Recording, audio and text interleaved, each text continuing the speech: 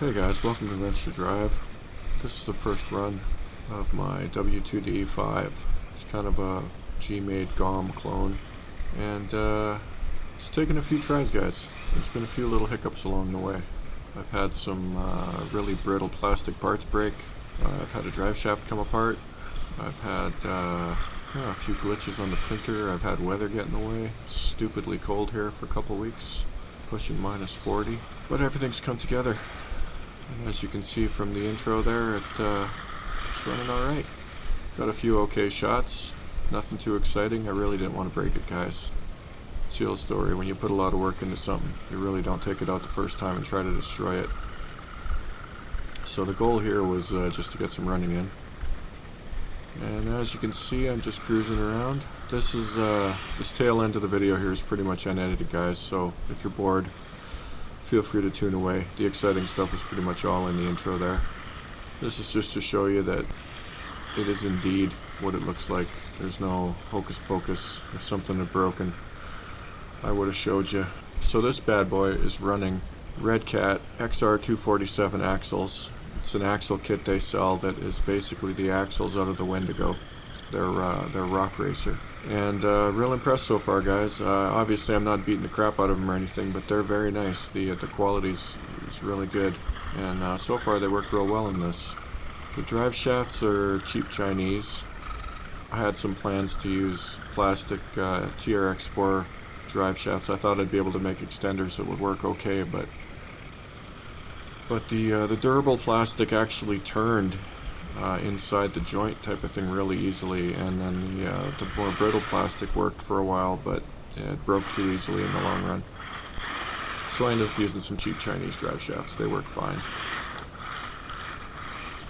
The wheels and tires are some super cheap monster truck tires that I found on Amazon, Canada.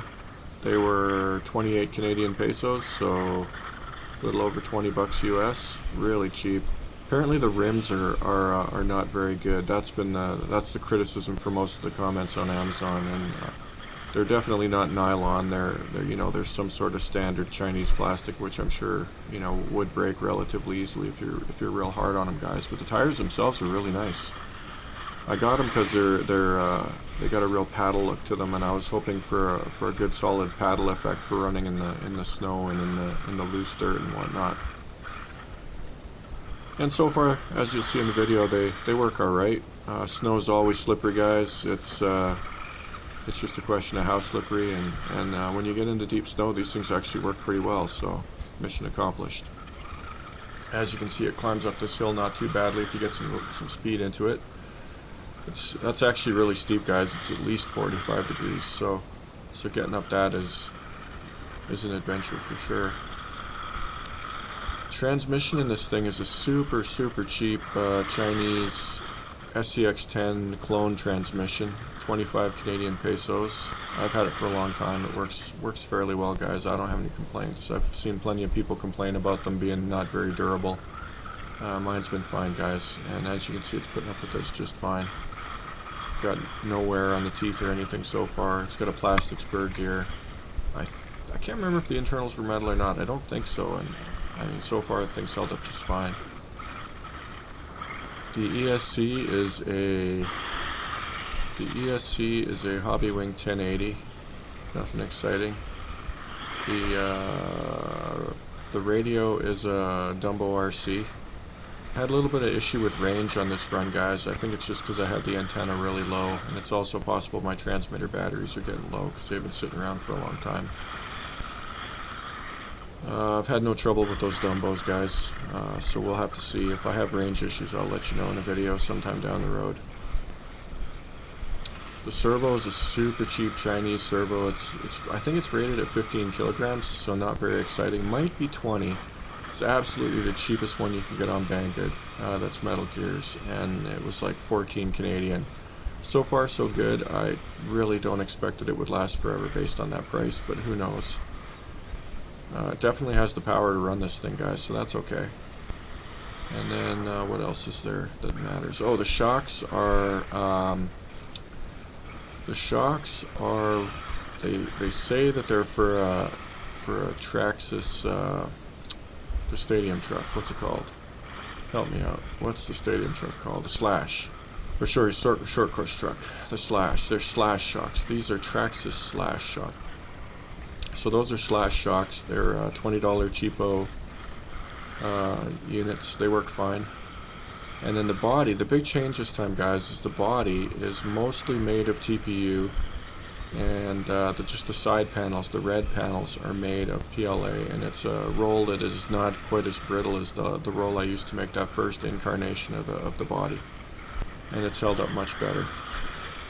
So there you go. That was a pretty good hit, guys, and nothing broke. So if you saw my last video where things broke willy-nilly, obviously it's a lot more durable this time, guys. I expect that those side panels will break. The reason that I made them out of PLA is because I was having some problems printing the TPU. Long story, printer issues, blah blah blah. It's an adventure, guys. It's always an adventure. But yeah, so far so good. It hasn't broken on the first run or anything. I expect if a guy flipped it and landed really hard on the roof, right on a corner, that's when those panels are going to break, because there's screws in through the top corners. So that's going to weaken them to begin with, and then if you land right on it, probably going to break.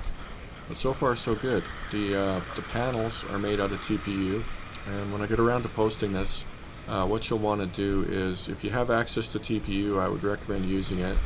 If you don't, I have a set of these panels that are made to form, so they're like bent where they need to be bent and whatnot. If you print with PLA, you probably want to do that.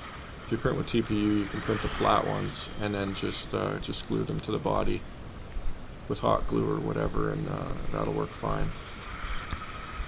As you can see, she's running not bad, guys. It's just a shakedown run, but I was cruising around pretty good. Oh yeah, and the motor in this, guys, if you're wondering about the speed, the motor is a 14-turn 550 out of the Kyosho Phaser Mark II. So nothing too exciting. And I'm pretty pleased with the speed, guys. My best estimate, just based on the old eye test, is it's probably doing about 20 miles an hour. I'd say, if anything, I'm probably estimating a hair on the high side. So it wouldn't surprise me if it's doing, you know, maybe 17, 18. 15 would surprise me. I don't think it's going that slow, guys, but who knows? It's hard to say. This thing is big, guys. It's got a big wheelbase, 350 millimeters. Those are 5-inch tires, and you can see they're, you know, they don't look too big on there or anything. This thing is pretty healthy size, guys. So the one thing you notice is that when you run bigger trucks, the speed actually becomes less of an issue, somewhat ironically. The bigger it gets, the more impressive a relatively small amount of speed seems. So I would say that definitely applies to this. I'm curious to see, guys. Once I get it out in not super slippery conditions, it'll be interesting, because when it's really slippery, everything seems powerful, and you can slide around willy-nilly and have lots of fun. But once you get into the dirt and stuff, then you know, it might not have as much power as it seems. Probably won't. My plan was to go brushless in this, guys. I kind of wanted to go with a censored brushless, because then you get a lot more lower end response, and you still get the top speed of a brushless. So I think that'd be kind of a neat way to go. And I was thinking about running just a 21 turn and using the ESC that comes with the Tamiya TT02, because I have one and it's cheap, right? So, you know, see what happens with that. The only downside is a censored brushless motor is about $40, which is not super cheap, guys. So you'll more than likely see it with a sensorless brushless motor in there at some point, and I'm not going to do it in the winter though, because I don't have a waterproof ESC. So yeah, we'll see. Anyways, yeah, so there it is, guys. As you can see, cruising around pretty good.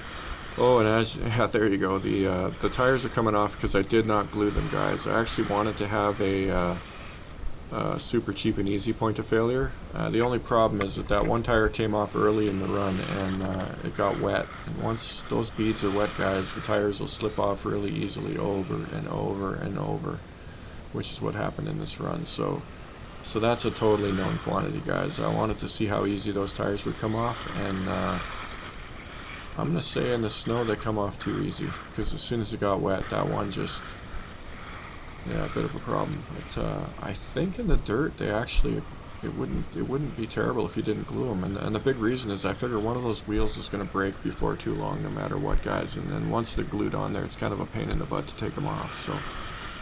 So I thought if a guy could get away without gluing them, it might be an advantage. But I think sadly that's not the case. I'm going to have to glue them on there. But yeah, those tires aren't bad at all, guys, for cheap. The tires themselves are really good. Like I said, the only downside, those wheels probably are not going to last forever. So it is what it is. Oh, and this is running on 3S, guys. This is not 2S. Yeah, thanks for tuning in, and we'll see you next time, guys. There'll be more runs of this, and it will be showing up on Thingiverse at some time in the near future. I've been having trouble with stuff not uploading properly, so I've been delaying a little bit, but sometime down the road it will show up. So thanks for tuning in. We'll see you next time on Wrench to Drive, where we ask the eternal question: do you drive to wrench, or do you wrench to drive?